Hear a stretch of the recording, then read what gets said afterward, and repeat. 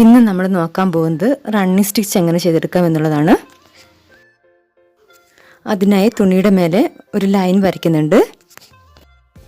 ശേഷം ഇതുപോലെ താഴെ നിന്ന് മേലേക്ക് കുത്തിയെടുക്കുകയാണ് ചെയ്യേണ്ടത്.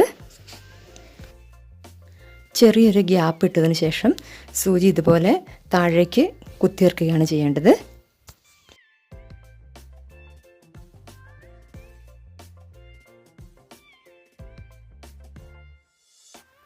വീണ്ടും ചെറിയൊരു ഗ്യാപ്പ് ഇട്ട് ഇതുപോലെ താഴെ നിന്ന് മേലേക്ക് സൂചി കോർത്തെടുക്കുകയാണ് ചെയ്യേണ്ടത്.